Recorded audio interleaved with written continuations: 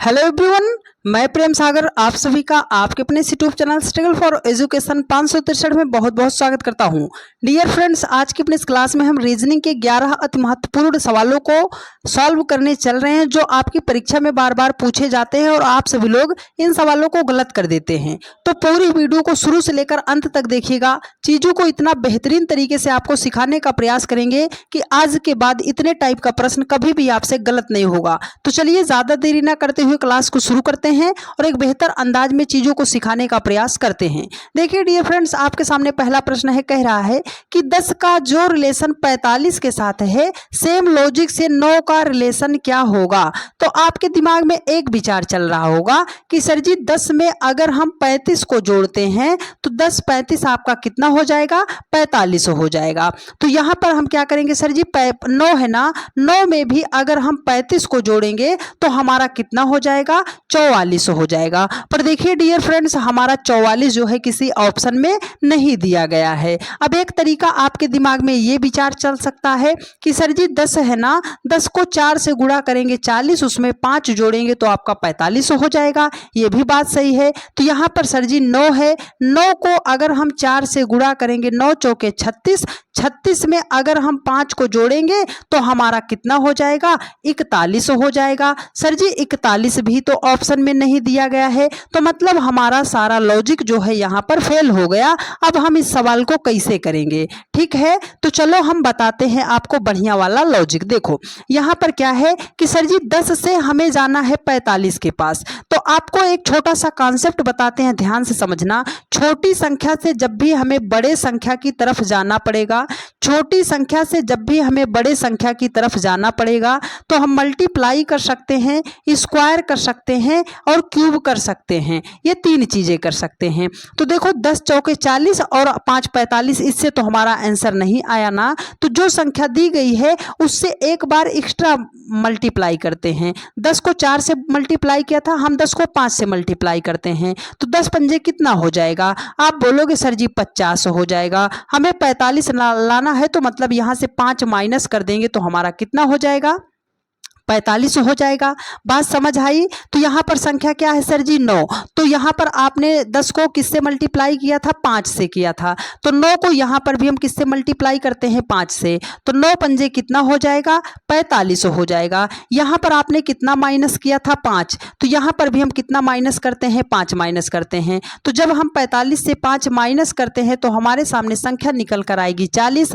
मतलब इस question mark के स्थान पर कौन सा नंबर आएगा सर जी, 40 आएगा। 40 कहाँ है सर जी, ऑप्शन नंबर 4 में दिया गया है और यही इस प्रश्न का राइट आंसर हो जाएगा। यह प्रश्न था एसएससी सीजीएल 2025 का लेटेस्ट पैटर्न पर आधारित सवाल था। ठीक है, उम्मीद करते हैं मेरे हर एक भाई बहन ने बहुत ही बढ़िया तरीके से यहाँ तक चीजों को सीखने समझने का प्रयास किया होगा। चलिए अगले प्रश्न पे चलते हैं। जितने जन देख रहे हो फटाफट आप सभी लोग क्या कीजिए कि लाइक कमेंट शेयर, चैनल को सब्सक्राइब करते रहिए और अपने हर उस कमजोर से कमजोर भाई के पास वीडियो को जरूर शेयर कर दीजिएगा जिसको भी रीजनिंग में दिक्कत होती है। देखो कह रहा है कि दिए गए कथनों और निष्कर्षों को ध्यानपूर्वक पढ़ें। यह मानते हुए कि कथनों में दी गई जानकारी सत्य है, भले ही वह सामान्य रूप से ज्ञान तथ्यों से भिन्न प्रतीत होती है।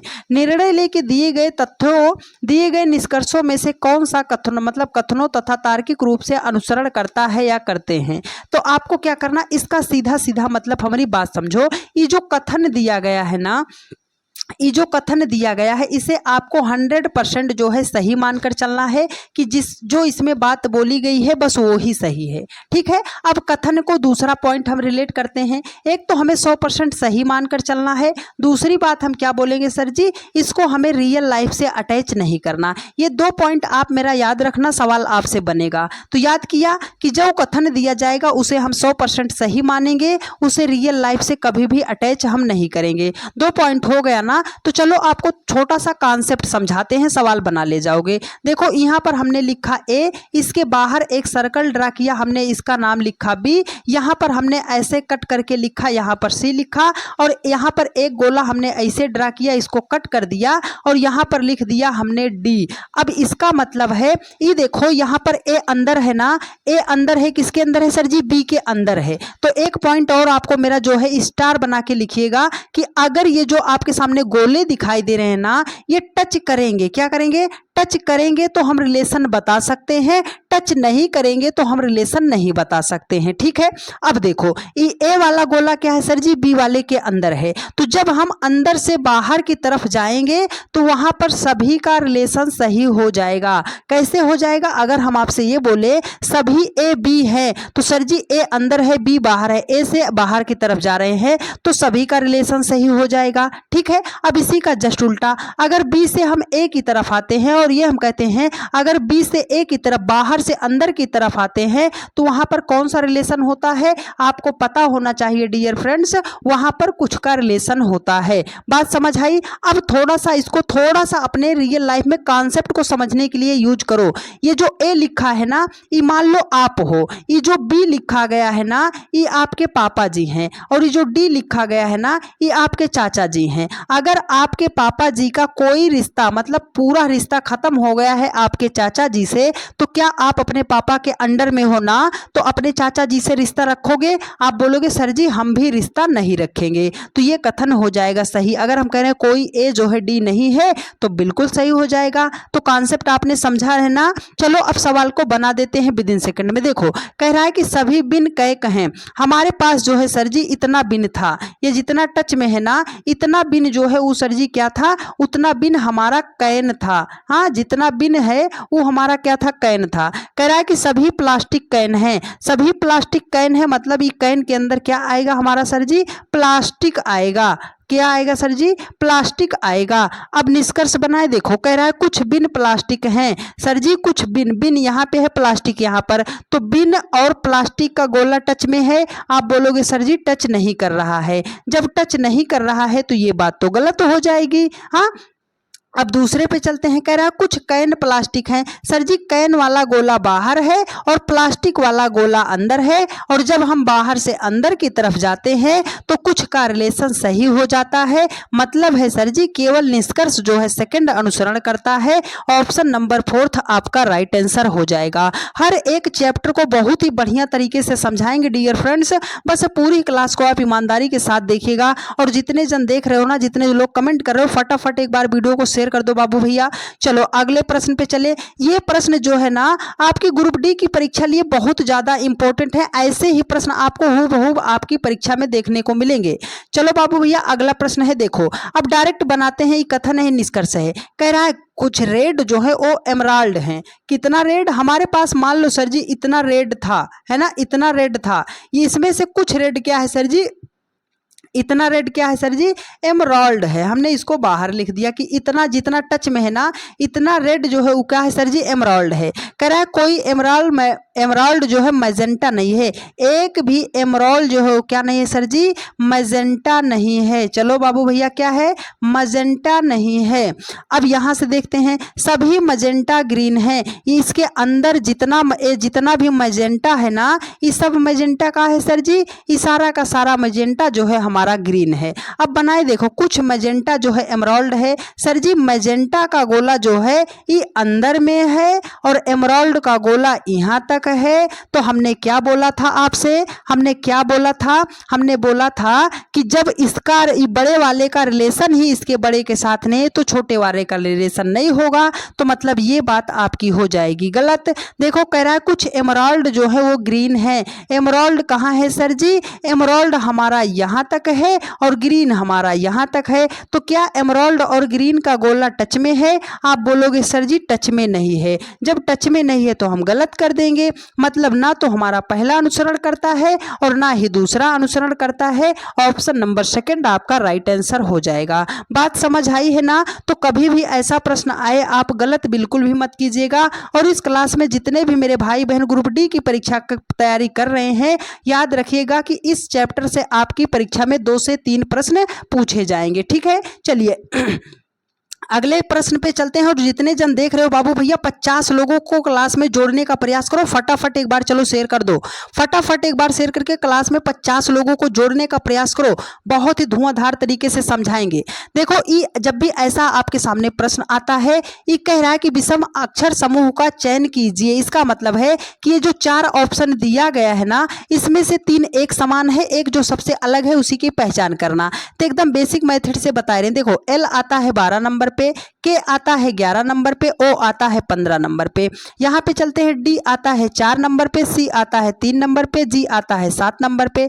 यहाँ पर भी है सर जी, भी 22 नंबर पे आता है, भी 22 नंबर पे आता है, वाई 25 नंबर पे आता है, टी 20 नंबर पे आता है, एस 19 नंबर पे आता है, डब्ल्यू 23 नंबर पे आता है। तो 12 से 11 कैसे आओगे? -1, 4 से 3 आओगे -1, 20 से 19 आओगे -1। लेकिन यहाँ पर तो 0 माइनस हुआ है, तो यहाँ पर पहला दूसरा और तीसरा तो एक समान है। सॉरी डियर, पहला दूसरा और चौथा तो एक समान है। सबसे अलग कौन सा है सर जी? ऑप्शन नंबर 3 है। और यही तो आपका राइट आंसर हो जाएगा, क्योंकि 3 जो ऑप्शन है, पहला दूसरा और चौथा, यहाँ पर पहली संख्याओं में एक एक माइनस करके लिखा गया था, लेकिन ये जो तीसरा है यहाँ पर 0 माइनस किया गया था। बात समझ आ गई ना? चलिए अगले प्रश्न पर चलें। देखो अगला प्रश्न आपके सामने है। देखिए डियर फ्रेंड्स, बहुत ही बढ़िया सवाल है। चलो ए भी आपके सामने है। देखो कह रहा है कि उस समूह संख्या का चयन कीजिए जो नीचे दिए गए 2 सेटों के समान पैटर्न अनुसरण करते हैं। दोनों युग्म समान पैटर्न का अनुसरण करते हैं। मतलब है सीधा सीधा कि जिस भी लॉजिक से इनको लिखा गया है, इसी सेम लॉजिक को जो ऑप्शन फॉलो करेगा वही हमारा राइट आंसर हो जाएगा। तो हमें कैसे करना है? देखो सर जी, यहाँ पर के है, के से अगर 14 एन पे जाते हो तो 2 लेटर 3 लेटर जोड़ोगे, है ना? के के बाद एल, एल के बाद एम, एम के बाद एन, मतलब 3 लेटर जोड़ोगे। यहाँ पर आई है, आई में 3 जोड़ोगे तो 9 3 12 हो जाएगा। यहाँ पर के है, ये पहला तो नहीं होगा। आई है, 3 जोड़ोगे 12 हो जाएगा, ये तो नहीं होगा। आई में 3 जोड़ोगे एल हो जाएगा, आई में 3 जोड़ोगे एल हो जाएगा। या तो 3rd होगा या तो 4th होगा। ठीक है, अब चलो दूसरा लेटर हम चेक करते हैं। यहाँ पर आई है, आई का कितना होता है? 9, 9 को उसने क्या लिखा है? एल, एल का 12 होता है। तो यहाँ पर क्या है सर जी? एफ है, एफ में 3 जोड़ेंगे तो 9 होना चाहिए था, आई लिखा जाएगा। हाँ, 6 3 9, यहाँ पर जे लिखा है, ये वाला नहीं होगा। अब देखो ये जे, जी है ना, जी का कितना होता है? 7 3 10, यहाँ पर दिया गया है। ऑप्शन नंबर 4 आपका राइट आंसर हो जाएगा। बात समझ आ रही है ना डियर फ्रेंड्स? चलिए बहुत अच्छी बात है, फटाफट आप सभी लोग जो है जवाब देने का प्रयास करते रहिए। चलिए बहुत अच्छी बात है। अगले प्रश्न पे चले। मेरे बहुत सारे भाई बहन जुड़ चुके हैं इसमें जो है। चलिए कुछ लोगों का अभी हम नाम ले लेंगे लास्ट में। ठीक है, कितने लोगों ने पूरी क्लास को अटेंड किया है और हाजिरी लगा के जरूर जाइएगा लास्ट में। और हाँ, एक प्यारा सा कमेंट करके जरूर बताइएगा बाबू भैया कि आपने 11 सवालों में से कितने सवालों का सही सही जवाब दिया है। ठीक है, आपकी तैयारी कहाँ तक पहुंची है, तो लास्ट में जवाब जरूर देकर जाइएगा। देखो यहाँ पर क्या है सर जी, वही तरीका है कि जिस भी लॉजिक से इनको लिखा गया है, सेम लॉजिक से कौन सा ऑप्शन फॉलो करेगा। तो देखो जब भी आपके सामने ऐसा सेट बेस्ड एनालॉजी का प्रश्न आएगा ना, तो तरीका बता रहे, ध्यान से समझो। आपके सामने ऐसे 3 संख्या दी जाएगी, तो उसमें से आपको सबसे पहले 2 जो छोटी छोटी संख्या उसे चिन्ह लगा लो, निशान लगा लो। तो चलो सर जी, एक तो आपकी छोटी संख्या 5 हो गई, एक आपकी 6 हो गई। तो 5 और 6 से 31 कैसे बनाओगे? आप बोलोगे सर जी 5 को 6 में गुणा करेंगे, 5 छंगे 30, 1 जोड़ेंगे 31 हो जाएगा। तो 5 तिहाई 15, 1 जोड़ेंगे 16 हो जाएगा। चलो सर जी 6 दूनी कितना हो जाएगा? 12, 1 जोड़ेंगे 13 हो जाएगा। ऑप्शन नंबर फर्स्ट में है और यही आपका राइट आंसर हो जाएगा। लॉजिक समझ आया ना क्या करना है? चलिए बहुत अच्छी बात है, फटाफट एक बार कमेंट कर दीजिए सभी लोग, और एक बार अपने सभी मित्रों के पास जो है वीडियो को शेयर जरूर कर दीजिएगा। ठीक है, हाँ आए देखो आपके सामने है भाई साहब, ये है सवाल रैंकिंग टेस्ट का है। देखो कह रहा है कि सीमा अपनी कक्षा में नीचे से 14वें स्थान पर और ऊपर से 42वें स्थान पर है, उसकी कक्षा में कुल कितने छात्र हैं? तो जब भी ऐसा पूछेगा कि उसकी कक्षा में कुल कितने छात्र हैं, तो वो पूछ रहा है आपसे total total number of students, मतलब टोटल नंबर ऑफ पर्सन या टोटल नंबर ऑफ स्टूडेंट्स पूछ रहा है। नीचे से है ना, नीचे को आप लेफ्ट मान लो कि मतलब बाईं छोर से है,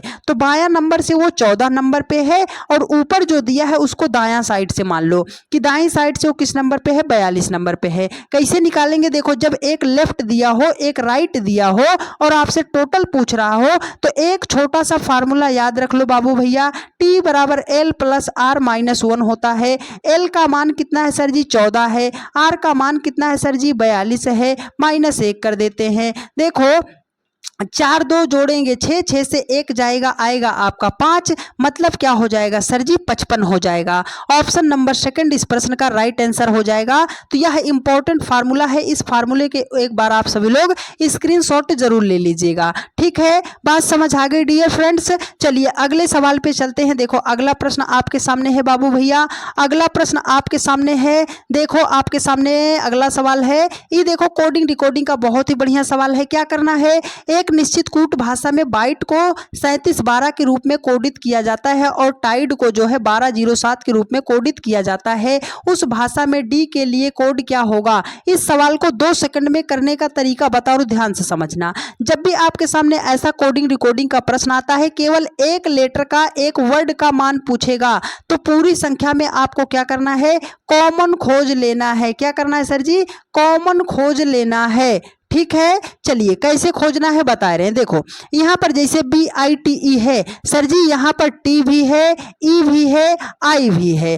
तो यहाँ पर TIE मिल गया। नंबर में खोजे कॉमन सर जी, 7 है, 7 है, यहाँ पर 2 है, यहाँ पर 2 है, यहाँ पर 1 है, यहाँ पर 1 है। वो पूछ किसका रहा है सर जी, D का पूछ रहा है। तो 4 लेटर थे, 3 कॉमन में चले गए, तो बचा आपका कितना, 0 बचा। तो D के लिए कितना लिखा जाएगा सर जी, कोड 0 लिखा जाएगा। 0 ऑप्शन नंबर 4 में दिया गया है डियर फ्रेंड्स, और यही इस प्रश्न का राइट आंसर हो जाएगा। एक जरूरी जानकारी बता दे डियर फ्रेंड्स, कल आपकी 28 जुलाई है, कल आपकी 28 जुलाई है और 3 अगस्त से आपका RRB ग्रुप डी का एग्जाम शुरू होने वाला है। तो आप लोगों ने भारी डिमांड किया था कि सर जी आप हमें कंप्लीट रीजनिंग कब करवा रहे हो। तो बाबू भैया कल 28 जुलाई है, शाम 6 बजे, याद रखिएगा, ये टाइम नोट कर लीजिएगा। जितने भी जन रेलवे की तैयारी करते हो, शाम 6 बजे आप हमारे साथ इसी चैनल स्ट्रगल फॉर एजुकेशन 563 पर जरूर जुड़िएगा। 5 घंटे की लाइव क्लास में, 5 घंटे की लाइव क्लास में कंप्लीट रीजनिंग एक ही वीडियो में आपको एकदम 0 से टॉप लेवल तक के सवालों को और कमजोर से कमजोर स्टूडेंट को ध्यान में रखते हुए पढ़ाएंगे। अगर आपने कल 28 जुलाई शाम 6 बजे की क्लास को पूरा अच्छे तरीके से देख लिया, तो ग्रुप डी की एग्जाम में आपकी जो है 28 प्लस आप स्कोर करोगे, इतना आप लिख मान कर चलो। ठीक है, क्योंकि हम जो है अपने पूरे सालों का एक्सपीरियंस कल की प्रैक्टिस सेट में झोंक रहे हैं, मैराथन क्लास में झोंक रहे हैं। तो जितना भी मेरा भाई बहन होगा, कल शाम 6 बजे जो है क्लास में जरूर जुड़ जाइएगा। ठीक है, चलिए अगले प्रश्न पर चलते हैं। देखो अगला प्रश्न आपके सामने है, यहाँ पर क्या बोला जा रहा है सर जी, ये तो बोल रहा है सर जी 7 डिब्बे हैं, जे के एक के ऊपर एक करके रखे गए हैं, जरूरी नहीं है कि वह इसी क्रम में हो। कितने डब्बे हैं सर जी, 7। तो कैसे बनाएंगे, देखो बाबू भैया चलो बनाते हैं। 1 2 3 4 5 6, उसके बाद हो जाएगा 7। एक फिगर मत बनाना, फिगर बना लेना 2। 1 2 3 4 5 6 7 हो गया। देखो कह रहा है आई के नीचे केवल 2 डिब्बे हैं, तो आई के नीचे केवल 2 डिब्बा है सर जी, आई यहाँ पे हो जाएगा। आई के नीचे 2 डिब्बा, आई यहाँ पे हो जाएगा सर जी, आई के नीचे 2 डिब्बा हो जाएगा। ठीक है, हाँ कह रहा है जे के ऊपर केवल 1 डिब्बा रखा गया है, तो मतलब जे यहाँ से यहाँ पे आएगा दूसरे नंबर से ऊपर से, तभी तो उसके ऊपर 1 डिब्बा रखा जाएगा। देखो कह रहा है जे और के बीच केवल 1 डिब्बा रखा गया है, तो जे और के बीच ऊपर तो के बैठ नहीं सकता, तो आई के ऊपर के बैठेगा। बीच में एक व्यक्ति बैठा है ना, 1 डब्बा मिल गया सर जी। आगे देखो कह रहा है बी को सी के ठीक ऊपर रखा गया है, तो बी को सी के ठीक ऊपर रख सकते हैं, कहाँ पे, यहाँ पर तो जगह नहीं बचेगा। ए आपका देखो नीचे से यहाँ पर बी हो जाएगा और यहाँ पर सी हो जाएगा, 2 प्लेस आपका बचा। उसने क्या बोला, डी को ए के नीचे किसी स्थान पर रखा गया है। ये जो डी है ना, वो ए के नीचे किसी भी स्थान पर रह सकता है, तो पहले नंबर पर आपका ए आ जाएगा और ऊपर से तीसरे नंबर पे आपका डी आ जाएगा। कह रहा है ए और बी के बीच कितने डब्बे हैं। सर जी ए ऊपर से पहले नंबर पे है और बी जो है यहाँ पर है। कितने डब्बा है, 1 2 3 4। तो ए और बी के बीच कितने डिब्बे दिए गए हैं सर जी, 4 डिब्बे दिए गए हैं। 4 कहाँ है सर जी, ऑप्शन नंबर सेकंड में दिया गया है डियर फ्रेंड्स। और इस तरीके से आप सवालों को सॉल्व कीजिएगा, भविष्य में कभी भी आपका सवाल गलत नहीं होगा। बात समझ आई है। चलिए अगले प्रश्न पर चलते हैं डियर फ्रेंड्स। देखो अगला प्रश्न आपके सामने है, चलो एक बार फटाफट जवाब देने का प्रयास करो। आपके सामने ये आया सिटिंग अरेंजमेंट का सवाल, और ग्रुप डी की परीक्षा में कम से कम 3 से 4 प्रश्न जो है सिटिंग अरेंजमेंट का आएगा। अब उसमें सर्कल वाला भी हो सकता है और एक स्ट्रेट लाइन में भी हो सकता है। तो चलो देखते हैं इस सवाल को। देखो कह रहा है कि 5 व्यक्ति हैं ए बी सी डी और ई, एक पंक्ति में उत्तर की ओर मुख करके बैठे हैं। कितने लोग हैं सर जी, 5 लोग बैठे हैं। 1 2 3 4 5 लोग बैठे हैं। उत्तर की ओर मुख करके जब बैठेंगे व्यक्ति ना, तो जो आपका दाया होगा वही इन ए बी सी डी का दाया होगा। ठीक है, देखो कह रहा है डी पंक्ति के अंतिम बाएं छोर पर बैठा है, मतलब डी का स्थान फिक्स हो गया कि डी यहां पर बैठा है। ई जो है ए के दाएं से तीसरे स्थान पर। अब ए के दाएं से, तो अगर ए को यहां पे बिठाते हैं तो पहला दूसरा तीसरा, ए के दाएं से तीसरे स्थान पर ई हो जाएगा। ठीक है, देखो कह रहा है बी ए के ठीक दाएं बैठा है। बी जो है ए के ठीक दाएं बैठा है। चलो बिठा दिया सर जी। अब देखो कह रहा ई और डी के बीच कितने व्यक्ति हैं, तो बाबू भैया ई सबसे लास्ट में, डी सबसे लास्ट में। 1 2 3, तो ई और डी के बीच कितने व्यक्ति बैठे हैं सर जी, 3 व्यक्ति बैठे हैं। 3 और 3 जो है ऑप्शन नंबर 3 में दिया गया है डियर फ्रेंड्स, और यही इस प्रश्न का राइट आंसर हो जाएगा। उम्मीद करते हैं आपने मेरी बातों को बहुत ही बढ़िया तरीके से सीखने का प्रयास किया होगा, और हम ऐसी उम्मीद करते हैं कि चीजें आपको बढ़िया तरीके से समझ में भी आ रही होंगी। ठीक है, चलिए आज के चलते हैं सबसे लास्ट सवाल पर, और यकीन मानिएगा डियर फ्रेंड्स मिसिंग नंबर के इसी एक सवाल से मिसिंग नंबर के इसी एक सवाल से पूरा चैप्टर आपको सॉल्व करने का तरीका सिखाएंगे, पर मेरा कॉन्सेप्ट याद रखिएगा। जब भी ऐसा आपके सामने स्क्वायर में मिसिंग नंबर का क्वेश्चन आता है तो 3 पॉइंट हम याद रखते हैं, सवाल हमारा बन जाता है। पहला पॉइंट क्या है सर जी, जिधर को सबसे बड़ी बड़ी संख्या दिखाई दे जाए ना, मतलब है उसी दिशा में सवाल को सॉल्व करना है। जैसे 5 6 28, यहाँ पर 28 है, 8 9 70 है। जब भी राइट साइड बड़ी संख्या मिलेगी ना, इसका मतलब है कि सवाल को हमें लेफ्ट टू राइट सॉल्व करना है। अब तो हमारा दूसरा पॉइंट याद रखिएगा कि अगर छोटी छोटी संख्या से, इसमें देखो 2 छोटी संख्या मिलेगी, 1 बड़ी संख्या, अगर छोटी छोटी संख्या से बड़ी संख्या बनाई जाएगी, छोटी छोटी संख्या से बड़ी संख्या बनाई जाएगी, तो हम मल्टीप्लाई कर सकते हैं, स्क्वायर कर सकते हैं और क्यूब कर सकते हैं। ये दूसरा पॉइंट है। एक पॉइंट और याद रख लो, पूरा चैप्टर आपकी जुबान पे आ जाएगा। ठीक है, हाँ तो पहला दूसरा तीसरा कॉन्सेप्ट क्या है सर जी, यदि प्रश्न में कोई ऐसी संख्या दिखाई दे रही है जिसका आप स्क्वायर रूट या जिसका आप क्यूब रूट निकाल सकते हो,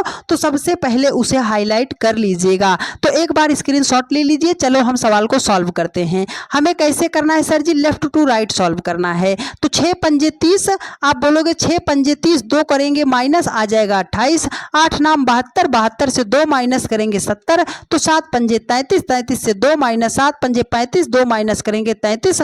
ऑप्शन में नहीं दिया गया है। जब सर जी ऑप्शन में नहीं दिया गया है तो हमें क्या करना है, आपको लगाना है थोड़ा सा बुद्धि। देखो 5 और 6 से 28 बनाना है, छोटी छोटी संख्या से बड़ी संख्या बनाना है ना, तो करना तो हमें गुणा ही है, लेकिन आपको थोड़ा सा ध्यान लगाना पड़ेगा। देखो ये 5 है ना, इसको हम मान लेते हैं 1 कम करके 4, ये 6 है ना, 1 एक्स्ट्रा बढ़ा देते हैं तो हो जाएगा 7। अब 4 और 7 को मल्टीप्लाई करेंगे तो 28 आएगा। आप बोलोगे सर जी हाँ आएगा। यहाँ पर 8 है ना, 1 कम कर देते हैं, आपका कितना हो जाएगा 7। यहाँ पर 9 है, 1 एक्स्ट्रा बढ़ा देते हैं 10, 7 और 10 को गुणा करेंगे, 10 सत्ते कितना हो जाएगा, 70 हो जाएगा। ठीक है, अब सेम लॉजिक यहाँ करेंगे, यहाँ 7 है तो 1 कम कर देंगे 6, यहाँ आपका कितना है सर जी 5, तो 1 बढ़ाई देंगे 6, और 6 को 6 में मल्टीप्लाई करेंगे तो क्या हो जाएगा सर जी 36 हो जाएगा। हाँ सर जी 36 तो ऑप्शन नंबर बी में दिया गया है, और यही आपका राइट आंसर हो जाएगा। ठीक है, उम्मीद करते हैं आज के सभी सवालों को मेरे हर एक भाई बहन ने बहुत ही बढ़िया तरीके से, शिद्दत से, मन लगाकर, ईमानदारी के साथ देखने, सीखने और समझने का प्रयास किया होगा और हम ऐसी उम्मीद करते हैं कि चीज़ें आपको बढ़िया तरीके से समझ में भी आई होंगी। ठीक है, चलिए एक प्यारा सा सभी लोग कमेंट करके ज़रूर बता दीजिए बाबू भैया कि क्लास आपको कैसी लगी है, और अपने हर उस कमज़ोर से कमज़ोर स्टूडेंट्स, अपने हर उस कमज़ोर से कमज़ोर भाई बहन के पास वीडियो को शेयर जरूर कर दीजिएगा जिसको भी रीजनिंग में दिक्कत होती है। और कल शाम जो है, कल 28 जुलाई शाम 6 बजे आरआरबी ग्रुप डी 2026 के लिए एक महा मैराथन क्लास 5 घंटे से 6 घंटे की क्लास होगी। एक ही वीडियो में कंप्लीट रीजनिंग आपको A to Z, जीरो से लेकर टॉप लेवल तक के सवालों को कराने वाले हैं। तो जितने जन इस वीडियो को देख रहे हो फटाफट चैनल को सब्सक्राइब कर लो और कल शाम 7 बजे, सॉरी डियर, कल शाम 6 बजे आप क्लास में जुड़ जाइए। अगर आपने मेरे साथ 5 घंटे की क्लास कर ली तो ग्रुप डी में 30 सवाल आते हैं, आप 28 प्लस सवाल करने लग जाओगे। ये हमारा आपसे प्रॉमिस है, पर मेरी बात ध्यान से सुनना, समझना, पढ़ना और पड़ेगा। ठीक है, चलिए तो आज की क्लास कैसी लगी एक प्यारा सा कमेंट करके जरूर बता दीजिए। मिलते हैं आपसे कल शाम 6 बजे। धन्यवाद।